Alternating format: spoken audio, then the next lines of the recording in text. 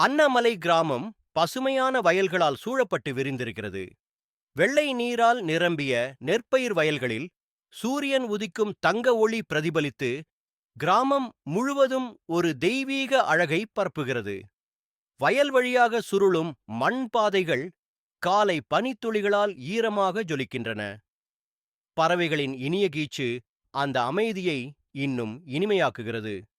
அகர்னா தனது பிங்க் நிற பள்ளிப்பையைச் சுமந்து அந்த வயல் வழிகளைக் கடந்து பள்ளிக்குச் செல்கிறாள். அவளது கண்களில் ஆர்வமும் சிரிப்பும் மலர்கிறது.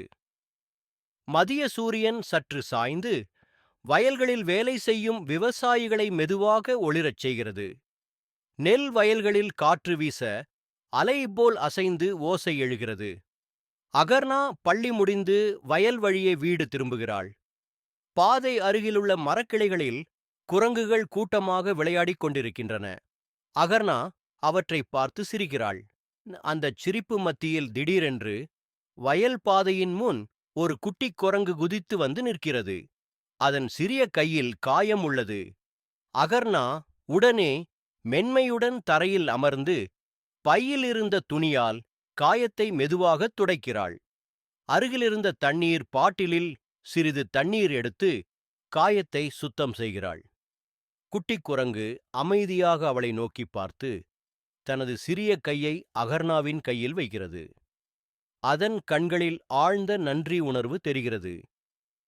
டோர் மரக்கிளைகளில் இருந்த மற்ற குரங்குகள் மகிழ்ச்சியுடன் சத்தம் போடுகின்றன. வயல் வழியில் காற்றும் பசுமையும் கூட அந்த காட்சியை உயிரோட்டமாக்குகின்றன. அன்று முதல் அகர்னாவின் பள்ளிப்பாதை தனிமையற்றது. குட்டிக் குரங்கு அவளுக்கு முன்னால் மரக்கிளைகளில் தாவிச் செல்கிறது. மற்ற குரங்குகள் வயல் வழியோரமாக அவளை வழியனுப்பி பாதுகாக்கின்றன. அகர்னா தனது புதிய நண்பர்களுடன் சிரித்தபடி அந்த வயல் பாதையில் வீடு நோக்கி நடக்கிறாள். அன்னமலை கிராமத்தின் வயல் வழிகளில் எனக்கு புதிய நண்பர்கள் கிடைத்திருக்கிறார்கள். அவளது அம்மா புன்னகைத்து அவளை தழுவிக்கொண்டு சொல்கிறாள். நல்ல மனசுக்காரர்களுக்கு நல்ல நண்பர்கள் எப்போதும் கிடைப்பார்கள் மகளே.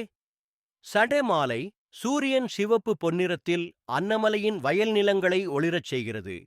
நெல் வயல்களில் பறவைகள் பறக்கின்றன. மரங்களில் குரங்குகள் மகிழ்ச்சியாக விளையாடுகின்றன. அகர்னா ஜன்னல் வழியாக பார்த்துக் கொண்டிருக்கிறாள். அவளது மனதில் ஒரு புதிய அத்தியாயம் எழுதப்பட்டிருக்கிறது.